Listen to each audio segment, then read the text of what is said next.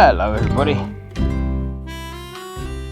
Next up, we head up, along with half the population of Surrey, to the city of Salford, where we'll be hosted by what appears to be the doubly inaccurately named Manchester United. Kick-off on Sundays at 2 p.m. for the benefit of Sky, and to all the usual engineering works that occur at the weekend, you can probably add an ASLEF overtime ban, which would add short notice cancellations and alterations into the usual Sunday mix. Check before you leave, and probably while you're still travelling as well. So, Manchester United then. Mid-table mediocrity is kind of the order of the day, though the whole thing is highly amusing to those bored enough to spend a few bob on popcorn to sit and watch this season's version of Harchester. The story so far: a deal by the owners, the Glazers, to sell the whole club fell through.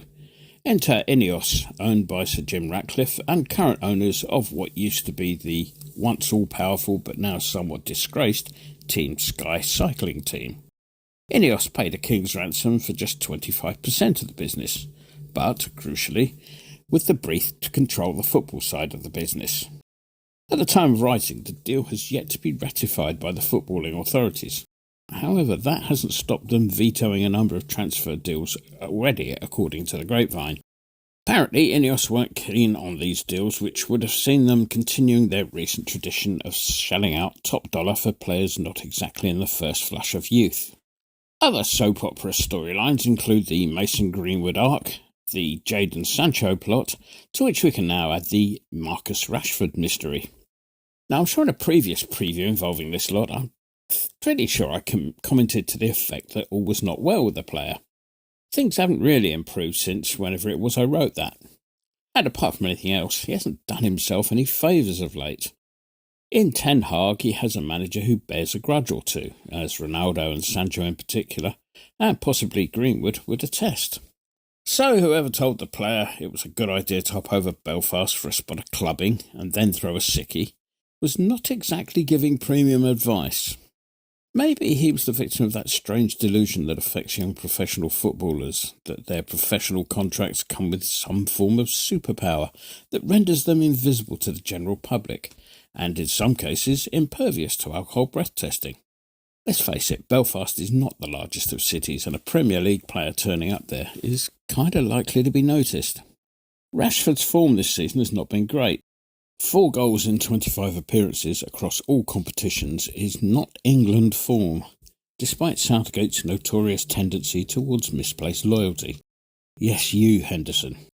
This is reflected in the team's season so far, in which they seem to have been unable to get any sort of run going, although they did manage a run of 3 in a row back in November. The identity of the defeated clubs was a hell of a clue as to the quality involved. 1-0 wins at Fulham and at home to Luton were followed by a 3-0 win at Everton. Since then, it's been lose, win, lose, draw, lose, win, lose, draw, and win. That last win came on Thursday night in what looked like a completely bonkers match over at Wolves, where the home side came back from 2-0 and 3-1 down to level 3-all, only for an ultra-late goal to send the visitors northwards up the M6 in the opposite direction to their fans with the 3 points. Inevitably, given his, quote, matters that were dealt with internally, unquote, which sounds like the sort of examination the Kings had recently, Rashford opened the scoring up at Molineux. Now, I've not seen the highlights, so I can't really comment on the goals that they conceded, but by all accounts, Wolves had a number of good chances even at 2-0 down before they actually pulled one back. Make of that what you will. Without a draw on the same evening, the results leave them in 7th place on 35 points, which is a place and a point behind us. The presence of Ineos at the helm, however unofficially that may be, technically speaking, has meant that there have been no arrivals during this window, as far as I can work out at the time of writing, which means that Daisy has disappeared singing her way down to the shops with a big grin on her face.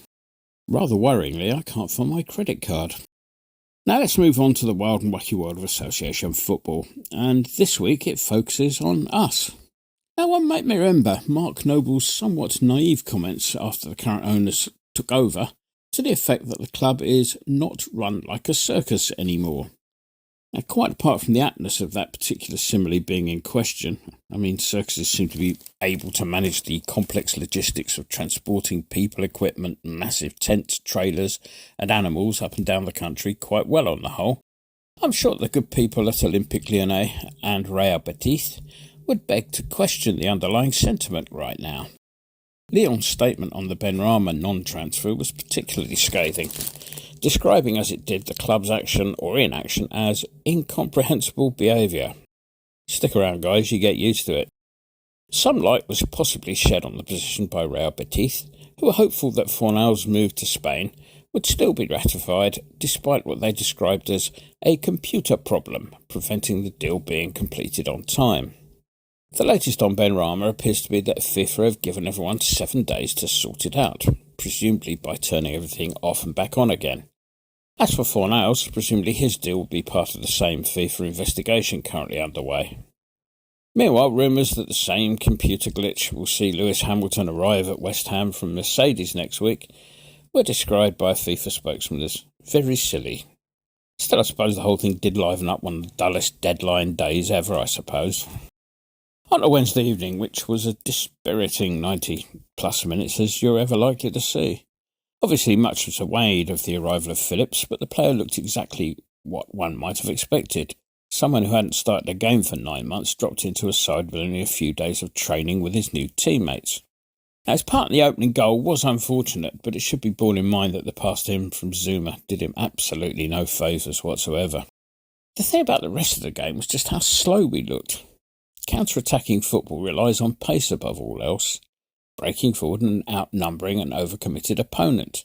However, frankly, I've seen more pace in the editor when it's his round.